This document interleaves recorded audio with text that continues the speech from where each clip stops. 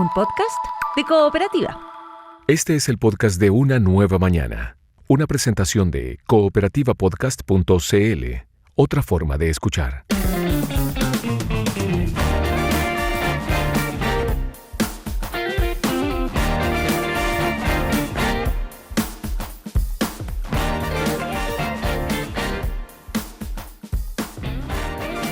Bueno, lo decíamos recién. A ver, la decisión del Ministerio de Medio Ambiente de retirar 40 y tanto creo, decretos que están en trámite en Contraloría, que son para revisión, ¿no es cierto? Algunos de ellos que entraron a 11 más o menos en las últimas semanas del gobierno de Gabriel Boric, ha generado inquietud, ¿no es cierto?, entre los expertos. Pero uno en particular me interesa o nos interesa conocer es el pingüino de Humboldt, porque el experto Alejandro Simeone, de la Universidad Andrés Bello, lleva más de 35 años estudiando al pingüino de Humboldt. O sea, él debe tener absolutamente claro la evolución del pingüino de Humboldt. Imagínate, 35 años estudiándolo.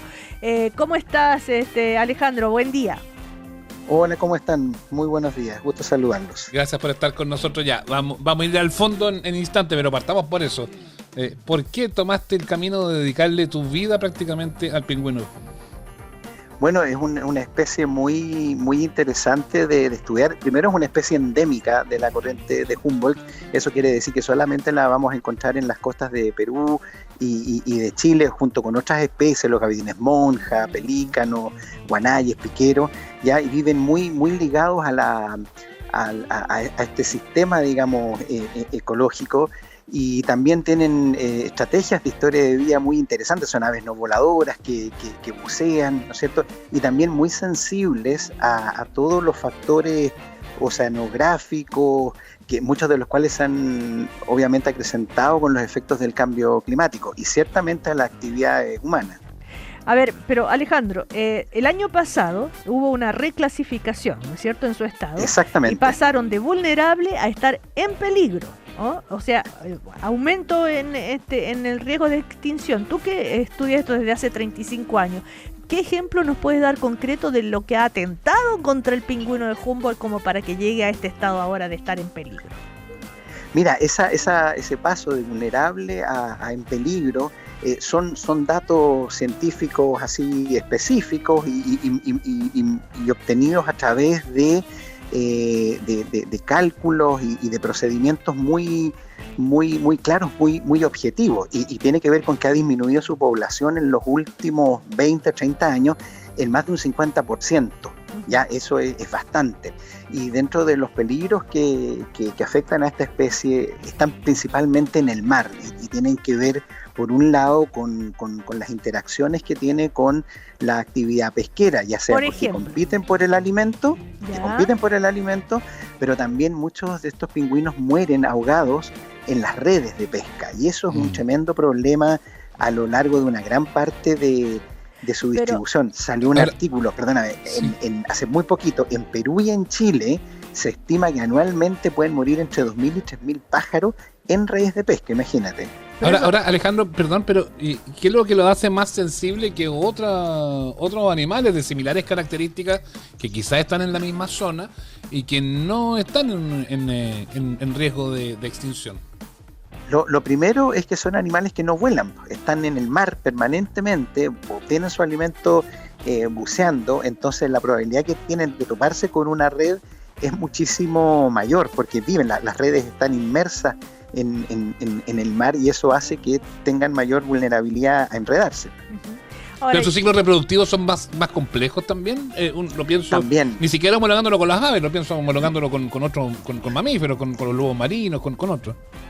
Son animales que necesitan ir a islas, en la zona norte, por ejemplo, en la región de Atacama, de Coquimbo principalmente, y también en la quinta región, es donde tienen sus principales lugares de nidificación.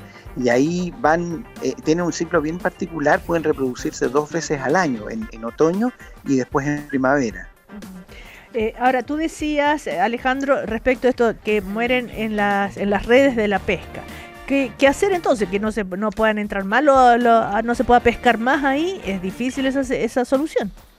Sí, no es que no se pueda pescar. Eso obviamente no podemos irnos a esa dicotomía de decir prohibimos la pesca, por supuesto que no. Pero sí se pueden tomar algunas decisiones.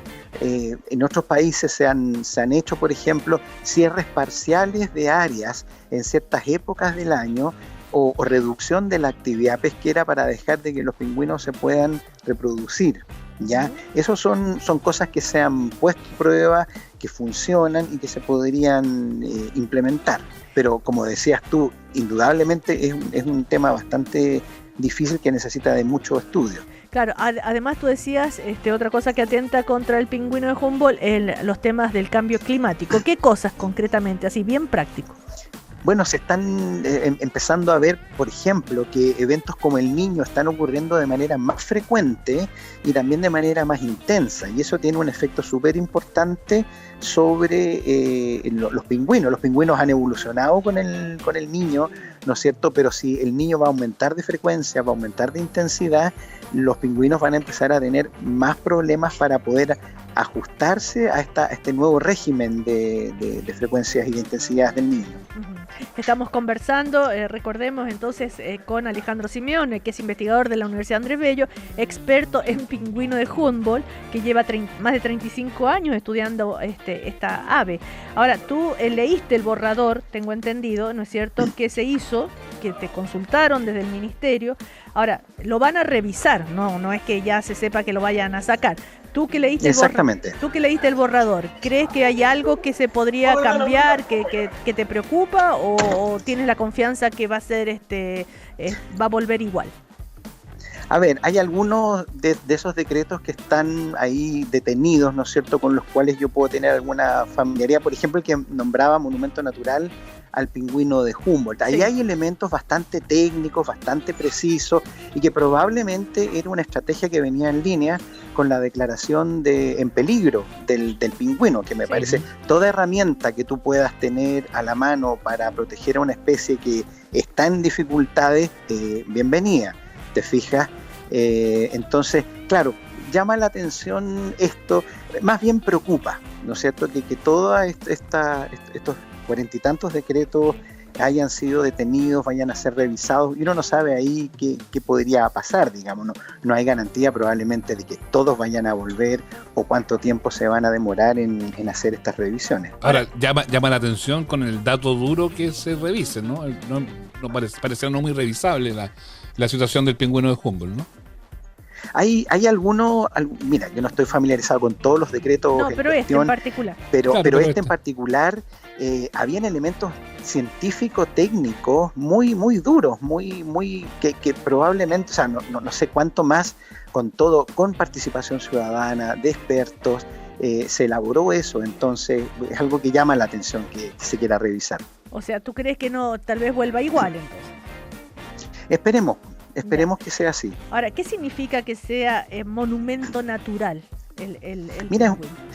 Es una protección que se le da a estas especies en las cuales, a ver, muchas especies están protegidas por alguna ley, ya sea de pesca o de caza, pero esta es una protección mucho mayor, te digamos, impide que puedas, cazarlas, capturarlas, molestarlas, acosarlas en su sentido más amplio, y es una categoría a nivel nacional, es decir, independiente, por ejemplo, si está en un área protegida o no, le da un marco de protección mucho mayor. Y el tratamiento de esta especie también, obviamente, para su estado de conservación, es diferente, es más delicado. ¿En qué lugares de Chile hay pingüino de Humboldt, además del norte? Lo encontramos desde el límite norte en Arica hasta Chiloé, incluso un poco más al sur de Chiloé. ¿Y en qué sector están más en peligro? Las clasificaciones que se hacen de las especies son a nivel nacional, no así focalizadas por regiones, pero con donde sí te puedo decir que está la mayor cantidad de la población entre las regiones de Atacama y de Valparaíso. Ahí está el grueso de la población chilena. Muchas veces hay una idea de cierto sector que, convengamos que es el sector que ha iniciado su gobierno en los últimos días, que muchas veces estas normas que se toman de protección del medio ambiente van en contra del desarrollo y del progreso. Se ha planteado en muchas ocasiones ese debate y esa dicotomía.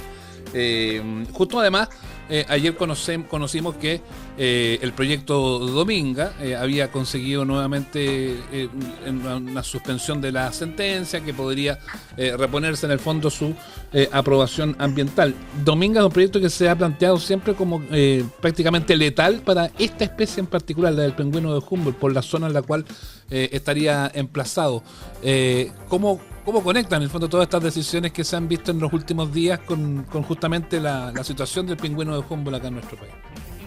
Bueno, lo que tú decías al principio es súper clave, o sea, no hay que ver el progreso, ¿no es cierto?, económico de un país como antagónico a la conservación de la biodiversidad. Esas son dos cosas que tienen que ir absolutamente en forma paralela, con respeto. El mismo presidente Kast decía hacía poco que esto se tiene que hacer, pero con un respeto a lo que es la biodiversidad del país, ¿te fijas? Entonces lo que queremos ver es justamente eso. Mira, lo de Dominga digamos, no sé si habrá sido coincidencia o no, que justo en este momento sale todo eso, pero claro, lo que tú decías es muy clave, es ahí, en esa zona precisamente, que es donde está, no solamente para el pingüino de Humboldt, sino que para muchas otras especies, es un hotspot de biodiversidad muy importante, sumamente documentado. Eso no son cosas que a la gente se le ocurre, que le gusta decir. Hay estudios que se han hecho en esa zona que dan cuenta de lo importante que es, y entonces preocupa que proyectos de esta envergadura se instalen en ese lugar precisamente. Un proyecto de esas características sería ¿cómo plantearlo? A eso voy. Un proyecto de esas características como el de Dominga, ¿qué impacto tendría para el pingüino de Humboldt en este minuto de complejidad? ¿Sería poder acelerar incluso su extinción definitiva?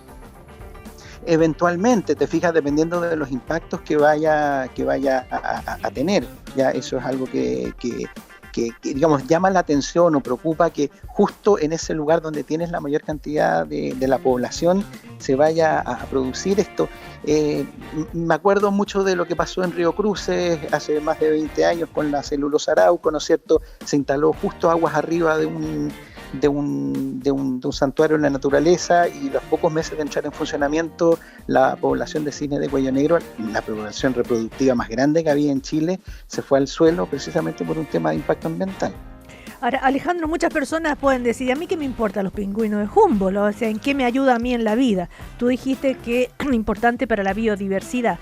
Si lo puedes explicar eso así, bien práctico también. Perdona que te haga preguntas prácticas para que se entienda. No, sí, está bien. ¿Por qué es importante para nuestra vida?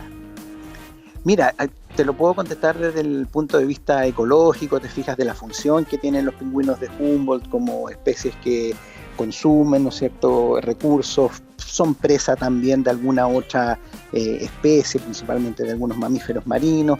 Todas estas especies tienen, por decirlo de alguna manera, una suerte de rol, tienen una función en el ecosistema, pero no nos olvidemos también que existe otro tipo de valor en las especies que se llama el valor de opción, que es el derecho que tú como persona, así como esa persona que tú dices no está ni ahí, no le interesa la biodiversidad de los pingüinos, hay otras a las que sí. Te fijas, se reconoce el derecho moral de una especie a existir, y eso también es parte importante, digamos, de cómo tú valoras la biodiversidad. Nicolás, pero a propósito del rol de los pingüinos, tengo entendido que regulan, por ejemplo, poblaciones de peces como la anchoveta, el jurel, que sus desechos fertilizan el suelo de islas y costas. Exactamente. Sí, eso, bueno, son depredadores importantes de peces. Por ejemplo, tú mencionabas la sardina, la anchoveta, algunos jureles también en estadios más pequeños, y las aves marinas en general siempre están transportando nutrientes entre el ambiente terrestre y el ambiente marino. Y eso también, por ejemplo, tiene que ver con distribución en algunas especies de plantas, porque mueven justamente nitrógeno, fósforo, que son los principales componentes de sus desechos. ¿Y hay experiencia en otros países que se haya podido conciliar esto de proteger al pingüino, pero que al mismo tiempo pueda haber actividad económica? Mira, yo te diría que Argentina ha logrado un trabajo bastante exitoso, interesante. En Argentina los pingüinos de Magallanes, que son los que están más abundantes allá, mueven una industria turística pero gigantesca, sobre todo en la zona de la Patagonia Argentina.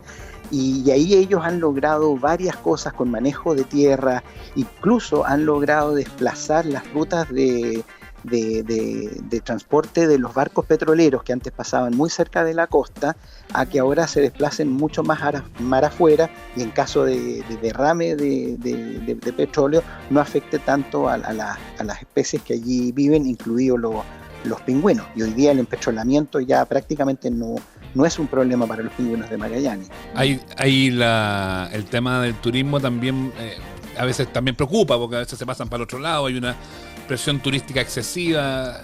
Pasa de repente también ahí en la reserva de pingüinos de Humboldt en el norte, que está controlada por CONAF. Ahí la gracia es que sea sostenible y sustentable, o sea, buscar también un punto de equilibrio, ¿no? Sí, bueno, se habla bastante del turismo.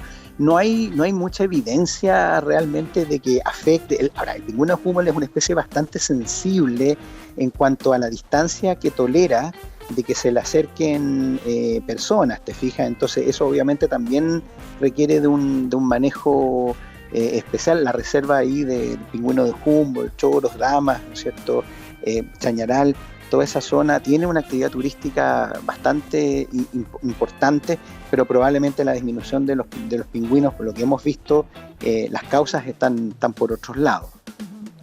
A propósito que hablaste de Argentina, me acordé de una frase del presidente Milei el otro día, que dijo, argumentando, ¿no es cierto?, cuestionando la agenda ambientalista, y dijo que el planeta fue dado por el Creador para ser utilizado por el ser humano y no solo para ser contemplado. Ahí calificó de idiota a los ecologistas, bueno, en fin. Pero esto, a ver, ¿para qué está el planeta si no es para ser utilizado por los humanos?, se preguntaba él.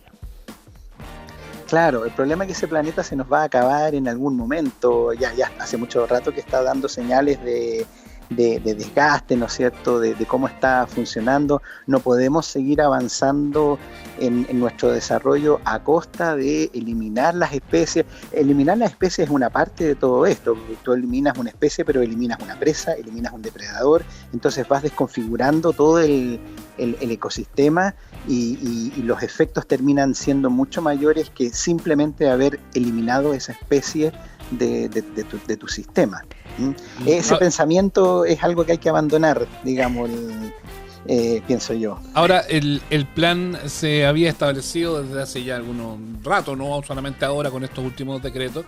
Este plan recoge que está bajo la ley 19.300, que da cuenta de la coordinación de las especies, y ahí está incluido el pingüino de Humboldt. ¿Eso sigue vigente también, o con esto absolutamente, también sí, no. O sea, no es que quede 100% desprotegido el pingüino de Humboldt, ¿no? No, para nada. El plan recoge está oleado y sacramentado. El plan recoge salió, creo que el 2024. Sí.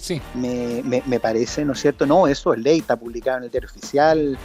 Eso tampoco era parte de los decretos que se cuestionaban. Entonces, eso hoy hay un colchón entonces para defender al pingüino, ¿no? Sí, no es que quede vulnerable total.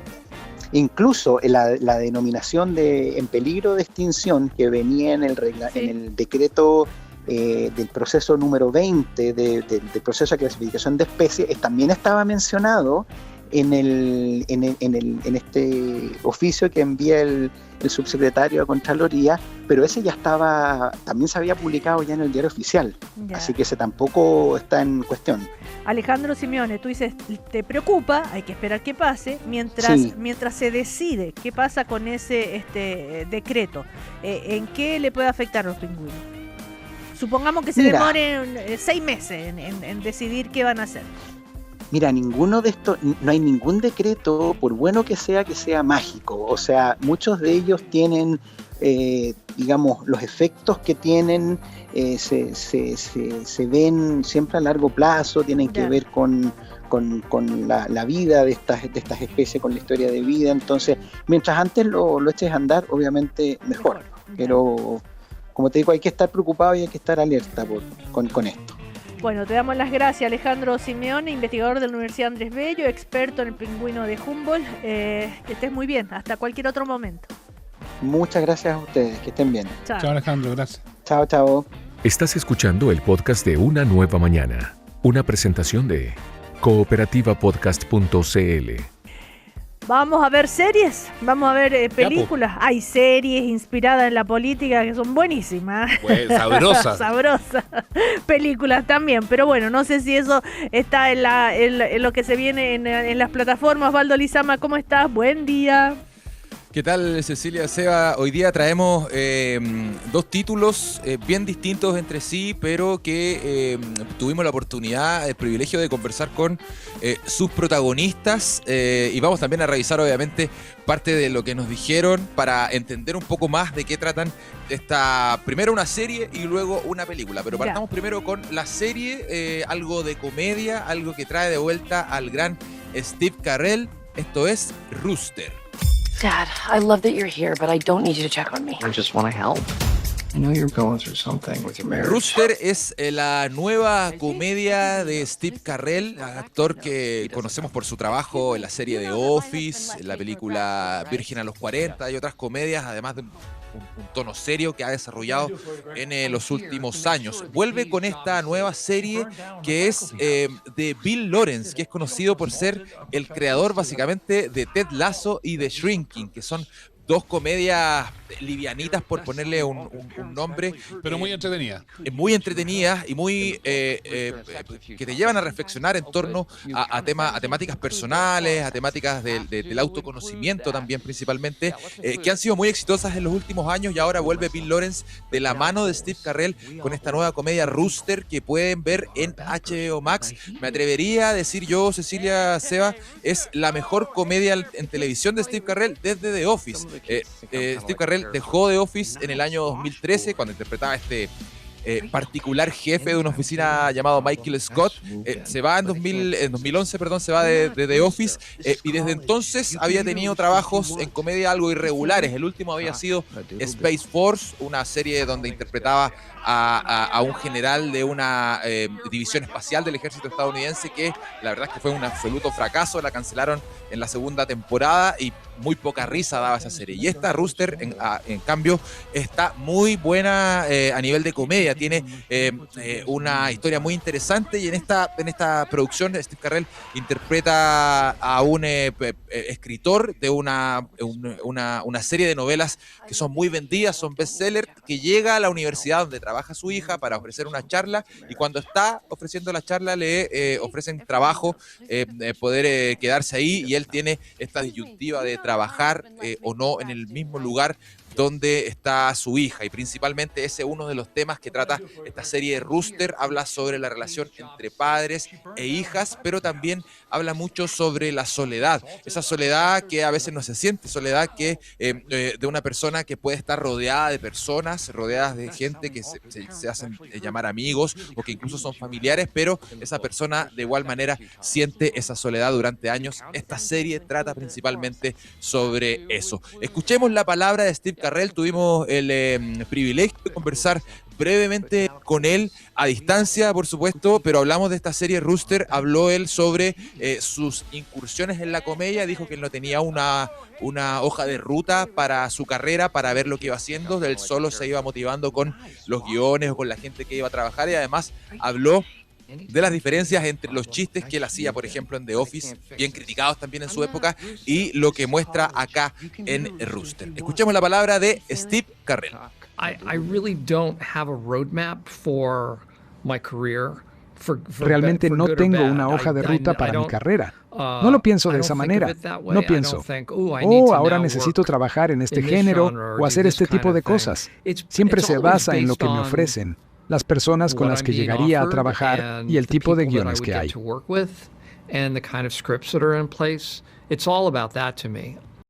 I think it's all the same. Laughter is so subjective. I try not to say that something's Creo que not todo es funny, igual. because La it just risa means es that muy I don't subjetiva. think it's funny. Siempre But maybe trato de no somebody decir somewhere que thinks algo it's no funny. es divertido, So I'm solo kind of porque yo no an creo que equal lo sea, opportunity. pero tal vez alguien en algún I lugar try to sí lo embrace piense.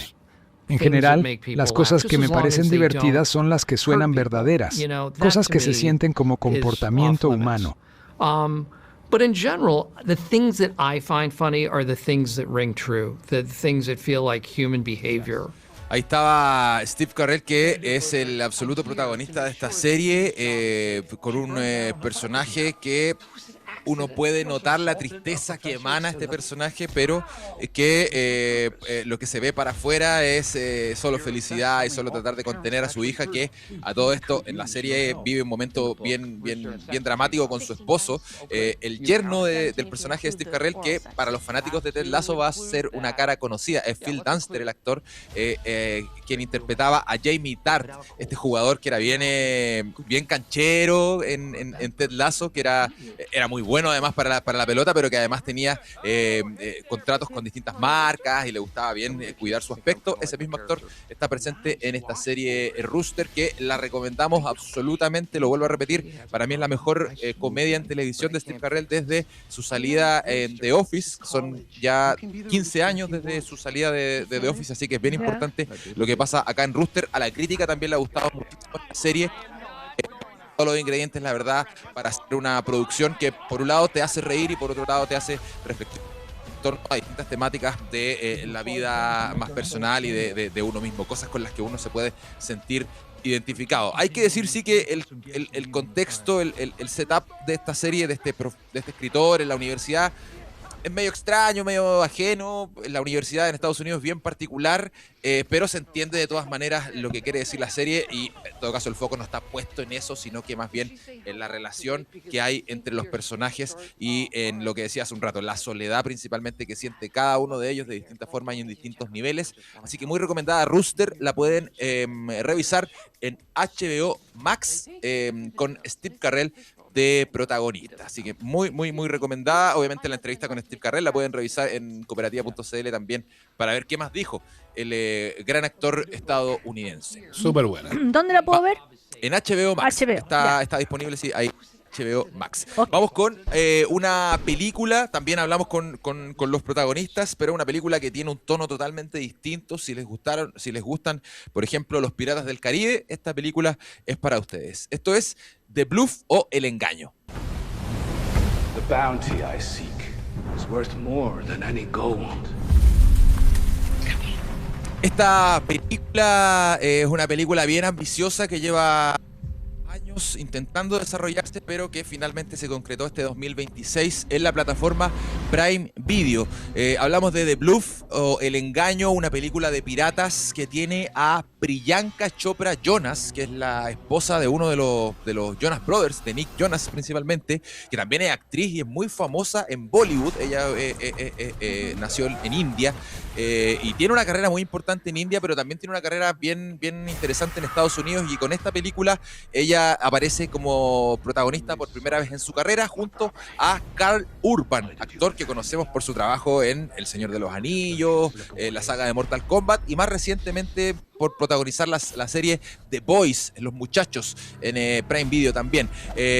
Conversamos con los dos actores sobre esta película de piratas, una película que tiene calificación para adultos por la crudeza de sus escenas de acción, y que trata principalmente sobre un corsario bien despiadado, bien violento, que está interpretado por Karl Urban, que está en búsqueda de una ex compañera que aparentemente el espectador eso no lo sabe al principio, pero lo va descubriendo a medida que avanza la película. Esta ex compañera le robó el oro, así que este pirata está buscando a esta compañera, que ahora vive como una mujer, una madre de familia en una isla muy tranquila, y que obviamente este pirata la encuentra y empieza esta cacería incesante que abarca toda la película. De hecho, uno de los personajes, diría yo, de esta película es la tensión que genera esta cacería entre estos dos personajes, y también las revelaciones que te van dando acerca del personaje de Priyanka Chopra, que uno la conoce al principio como una madre bien abnegada, pero que luego la vemos como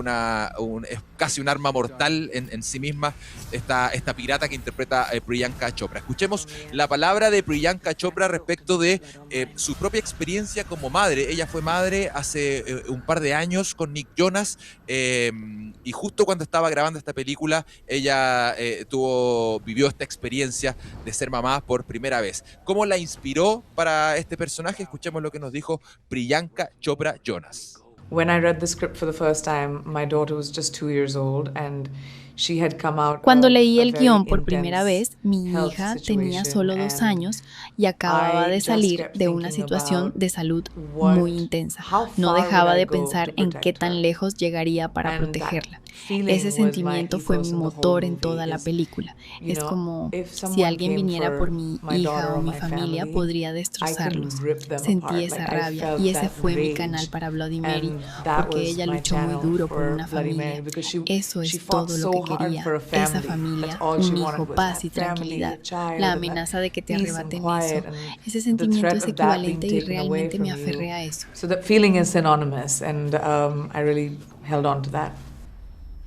Ahí estaba Priyanka Chopra, la protagonista de Bluff o El Engaño, esta nueva película de Prime Video, una película ambientada en un mundo de piratas, de corsarios. Hay que mencionar que históricamente esta película está situada en los últimos años de los piratas, es decir, los piratas se estaban entregando a el Imperio Británico, el Imperio Español, para responder por sus crímenes y tratar de zafar un poco de lo que habían hecho en aquella época. En ese contexto, este corsario que interpreta Karl Urban está tratando de volver a ser una persona normal y está buscando el oro para poder asegurar su futuro. Una película muy interesante, muy entretenida por sobre todo, que dura poquito menos de 1 hora, 1 hora 40, dura aproximadamente, un poquito más de 1 hora, bien digo, y tiene mucha acción. Es una película que avanza rápido, que no pierde el tiempo en contar historias que desaparecen o se diluyen, y se centra principalmente en la acción. Así que si quieren ver buena